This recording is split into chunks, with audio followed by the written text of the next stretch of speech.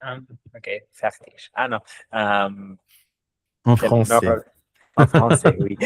Ouais, tu peux dire. C'est Bonjour. parti. Bonjour. Bonjour.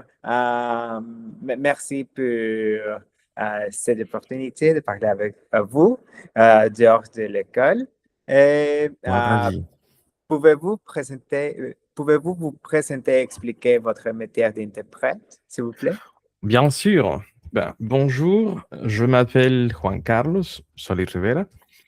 Je suis professeur de langue étrangère et je travaille principalement dans l'enseignement d'allemand, de l'anglais, du français et d'italien. Et grâce à mon expérience dans plusieurs langues, j'ai également développé des compétences en interprétation, surtout dans des contextes éducatifs et interculturels. Et le métier d'interprète consiste à transmettre oralement un message d'une langue à une autre langue de manière fidèle, claire et naturelle, et tout en respectant le sens et l'intention du locuteur. Oh, merci. La prochaine question, c'est quelle étude,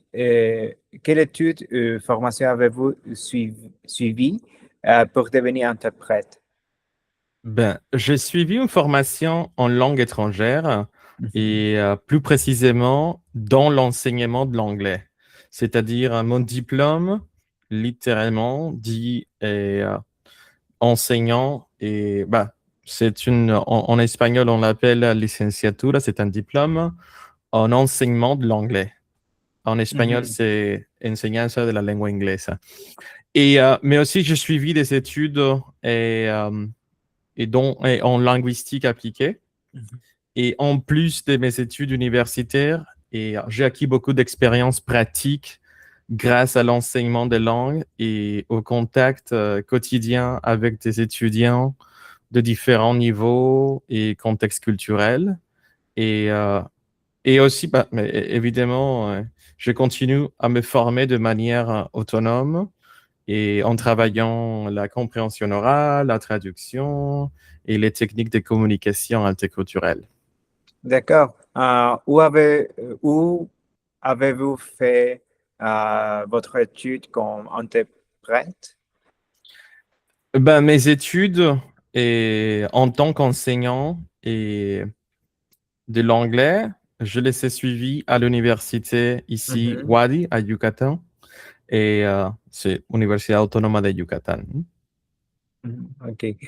D'accord. Dans quelle langue travaillez-vous actuellement? Actuellement, je travaille principalement avec l'espagnol, l'anglais et le français et l'allemand. J'utilise et, évidemment le français et l'italien dans certains contextes académiques et pédagogiques. Et, euh, et ben, comme professeur de langue, je suis habitué à passer constamment d'une langue à une autre selon les besoins des étudiants et aussi des clientes, hein. D'accord. Quelles sont votre combinaison de langues euh, pour les interpréteurs? L'espagnol, français, français-espagnol? Ben, au niveau de fréquence, je dirais que c'est l'espagnol et anglais, espagnol-anglais. Et en deuxième place, je dirais anglais-espagnol, évidemment. Mhm. Et peut-être en troisième place, j'ai eu d'occasion pour interpréter de l'espagnol et en français et puis français-espagnol. D'accord. Et quels sont les principaux domaines dans lesquels vous intervenez, comme médical, juridique? Ben, je travaille surtout dans le domaine éducatif et académique. Et Mhm. cependant, j'ai aussi de l'expérience avec des thématiques professionnelles et médicales, notamment parce que plusieurs de mes étudiants ou mes clients se préparent à travailler comme infirmiers en Allemagne. Donc, cela m'a permis de Mhm. me familiariser avec le vocabulaire spécialisé et la communication interculturelle dans le domaine de la santé. D'accord. Et quelles compétences sont indispensables pour exercer ces matières? D'accord. À mon avis, les compétences les plus importantes sont une excellente maîtrise des langues, une Mhm. bonne capacité d'écoute et une grande concentration.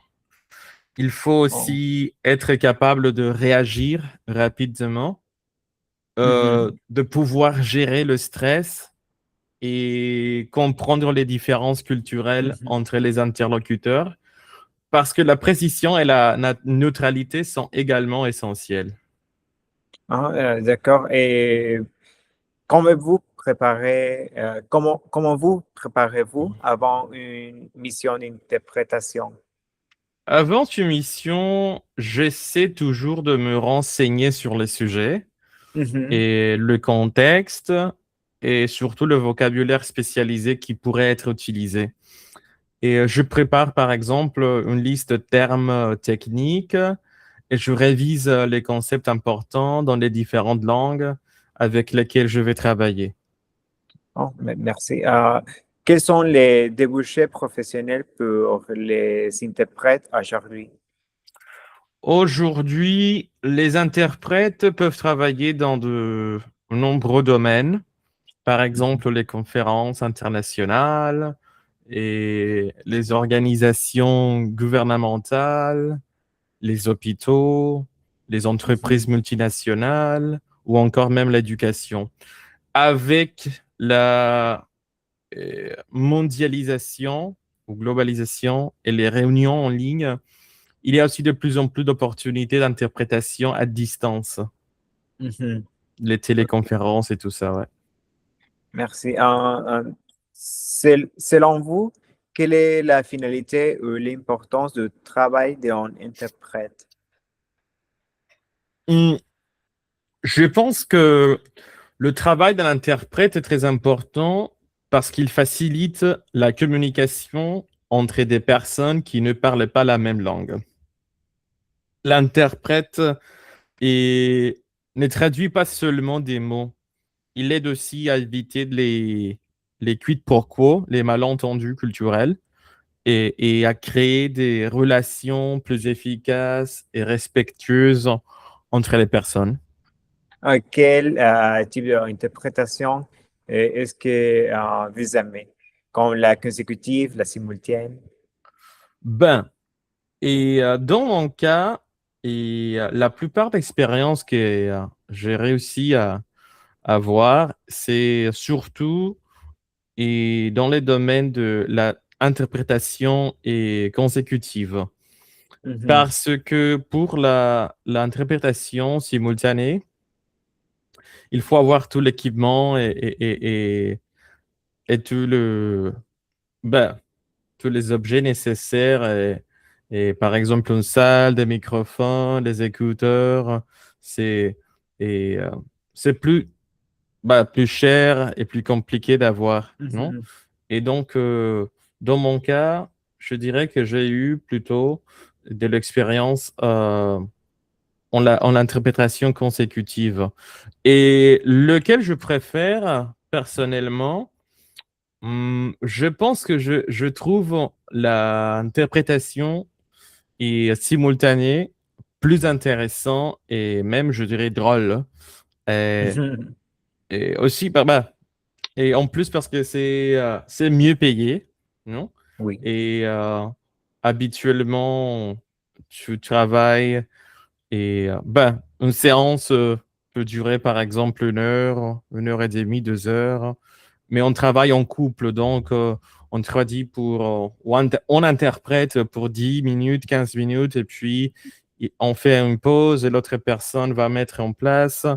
Et je veux dire autre personne, avec l'autre personne, je veux dire et, euh, et le copain ou le camarade qui va t'aider, non? Parce qu'on fait l'interprétation simultanée en couple.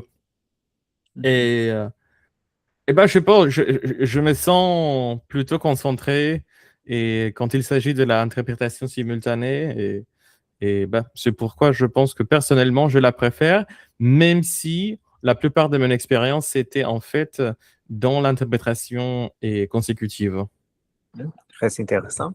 Merci.